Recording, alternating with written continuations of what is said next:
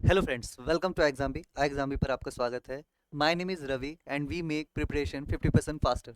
सो आज की जो हमारी वीडियो है वो बेसिकली एक जो वैकेंसी है हमारी EMRS की, जिसकी अलग अलग काफ़ी सारी पोस्ट आई हुई हैं, उस पर हम यहाँ पर बात करने वाले हैं। जैसे कि बेसिकली 3 पोस्ट हैं जो कि काफ़ी सारे लोग जो कैंडिडेट्स हैं जिन्होंने ग्रेजुएशन कर रखा है, सिंपल ग्रेजुएशन किया हुआ है, कोई स्पेशलाइज्ड सर्टिफिकेट या डिग्री डिप्लोमा नहीं मांगा गया है, तो उनकी बात मैं यहाँ करूँगा। तो 3 वैकेंसी बेसिकली है, पहली हॉस्टल वार्डन, दूसरी अकाउंटेंट की और तीसरी GSA की। ठीक है, तो ये 3 वैकेंसीज हैं जिसकी आप अगर नंबर्स देखते हैं पोस्ट की, तो एक में 669 है हॉस्टल वार्डन में, अकाउंटेंट में 361 है एंड GSA में सबसे ज़्यादा है 751 59। सो ये 3 वैकेंसी है, अगर आप सब जोड़ लेते हो तो ऑलमोस्ट 1500 प्लस वैकेंसीज है यहाँ पर, एक अच्छा नंबर है। और जैसा कि आप जानते हो कि ये जो ईयर है 2023, तो अगले साल हमारे जनरल इलेक्शन है, उसकी वजह से वैकेंसीज बहुत सारी आ रही, कंटिन्यूसली आ रही है। सो दंगल एक स्टार्ट हो चुका है हमारा। अभी आपको क्या देखना है कि जैसे ये वैकेंसीज है हॉस्टल वार्डन, अकाउंटेंट एंड जैसे, तो इनकी क्वालिफिकेशन की अगर हम बात करते हैं तो हॉस्टल वार्डन में सिंपल सा ग्रेजुएशन मांगा है, अकाउंटेंट में एक डिग्री मांगी है कॉमर्स में, ठीक है। उसके अलावा JSA में केवल 10th+2 मांगा हुआ है, ठीक है।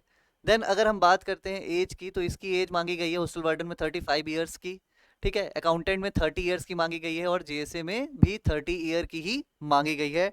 सभी की डेट अभी ओपन है, लेकिन अकाउंटेंट और JSA की लास्ट डेट आने वाली है 31, जबकि हॉस्टल वार्डन की 18 अगस्त तक है। डेट काफ़ी है, ठीक है। और यहाँ पर पे स्केल अगर हम देखते हैं तो जो हॉस्टल वार्डन का पे स्केल है वो लेवल 5 का है, अकाउंटेंट का सबसे ज़्यादा लेवल 6 पे जा रहा है, और 10+2 के हिसाब से जैसे कि अगर आप देखते हो जूनियर सेक्रेटरीट असिस्टेंट की, तो उसकी कितनी है, लेवल 2 की। अब इससे आप देखना, अगर लेवल 5 है, ठीक है, तो ये बेसिकली 40,000 प्लस हो जाएगा, लेवल 6 है ये 50,000 प्लस हो जाएगा, एंड लेवल 2 है तो ये बेसिकली 30 से 35,000 के अप्रॉक्स जाएगा, ठीक है। अभी हमने यहाँ पर जो एक कंपैरिजन देखा है, तो इसके बाद हमें ये पता चल चुका है कि हाँ, ज़्यादातर लोग जो है हॉस्टल वार्डन और JSA को फॉर्म को भर सकते हैं। ग्रेजुएशन ही मांगा है, मतलब जिन्होंने BCom भी किया है वो भी ये फॉर्म भर सकते हैं, और JSA वाला तो भर ही सकते हैं।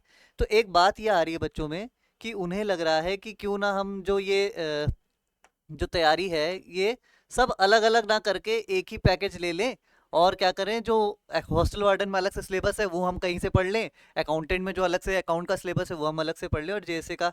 तो आपको सबसे पहले समझना होगा कि जो वैकेंसी है, देखिए इसमें ना साफ साफ बोला गया है कि सीनियर सेकेंडरी लेवल, ठीक है। अगर ये कह रहा है senior secondary level, it means कि जो पेपर बनेगा, क्वेश्चन पेपर जो होगा वो 10+2 के लेवल पे आएगा। लेकिन यहाँ पर आप देखते हैं अकाउंटेंट और हॉस्टल वार्डन, तो ये दोनों ग्रेजुएशन की डिग्री पर आ रहा है, यानी कि इसका जो पेपर बनेगा वो 10+2 से थोड़ा ज़्यादा स्टैंडर्ड होगा, ठीक है। और क्वेश्चन का जैसे आप पैटर्न देख रहे हो, भी NTA ने जो पेपर कराए या फिर रिसेंट में जो भी एग्जाम हुए हैं, उनका लेवल काफ़ी बढ़ चुका है। अगर उन्होंने 10+2 भी जो है एलिजिबिलिटी मांगी है, तो भी उनका जो पेपर है वो ग्रेजुएशन के स्तर पर जा रहा है।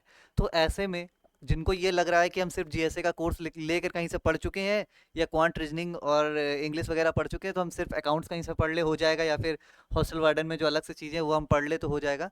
तो ऐसा बिल्कुल नहीं है भाई। आपको अगर आप अकाउंटेंट का करने जा रहे हो, तो आपकी जो मैथ्स होनी चाहिए, इंग्लिश होनी चाहिए और रीजनिंग होनी चाहिए, वो आपकी ग्रेजुएशन से थोड़ी अच्छी स्तर की होनी चाहिए।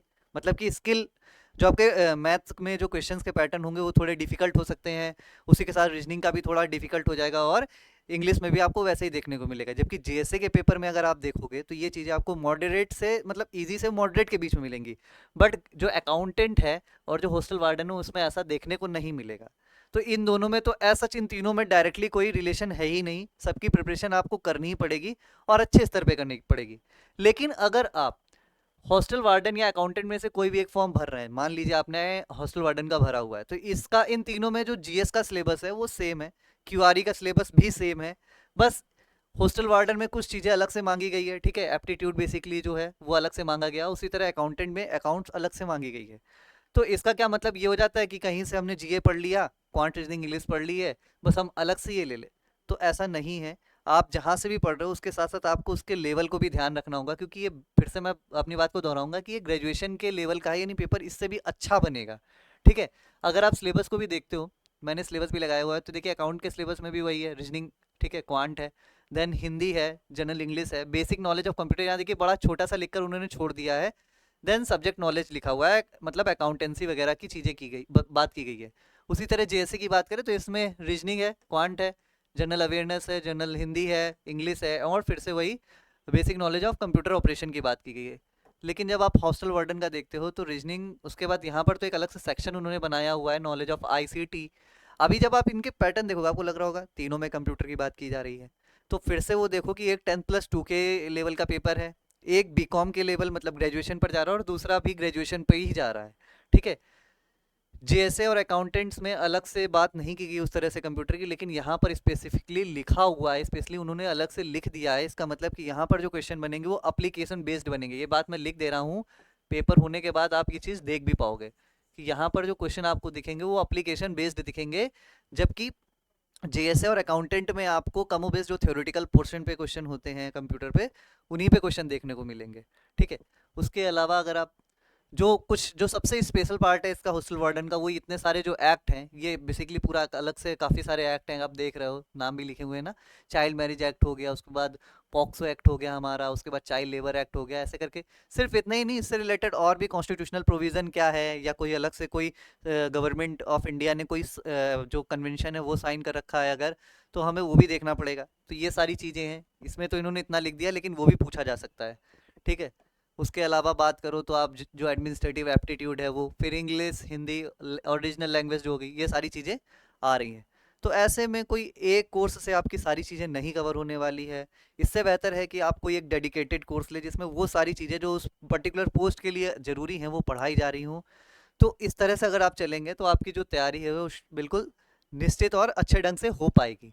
तो ये चीज़ आपको ध्यान रखनी है। ठीक है, इसी चीज़ के लिए हमने इस चीज़ों को ध्यान रखते हुए, सिलेबस के पैटर्न को ध्यान रखते हुए, पेपर के पैटर्न को ध्यान रखते हुए, ठीक है, काफ़ी सारी चीज़ों को एनालाइज किया, और साल भर में जो अलग अलग पेपर्स हुए हैं, कुछ जो हम टीसीएस ने करवाए हैं, एसएससी वाले, या फिर कुछ एनटीए करवाए हुए पेपर है, इवन यूपीएससी के भी काफ़ी सारे पेपर्स को एनालाइज किया गया है जो ग्रेजुएशन के लेवल पे होते हैं और रैंडम आती है जिनकी वैकेंसी।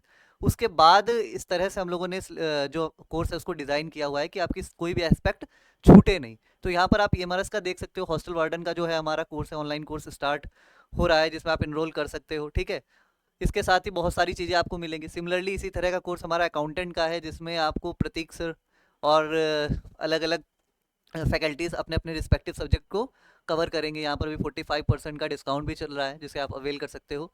ठीक है, उसी के साथ जो है आप एक कोर्स है जो जेएसए का, जूनियर सेक्रेटरीट असिस्टेंट का, आप वो भी ले सकते हो। तो ये बेसिकली कुछ कोर्सेज थे जिनको आप ध्यान में रखकर परचेज कर सकते हो और अपनी तैयारी को और अच्छा कर सकते हो। तो अभी फ़िलहाल इस वीडियो में इतना ही था। आशा करते हैं कि आपको जानकारी पसंद आई होगी। अगर पसंद आई तो प्लीज़ लाइक कीजिएगा, और वीडियो चैनल पर नए हैं तो प्लीज़ चैनल को सब्सक्राइब कीजिएगा। Thank you.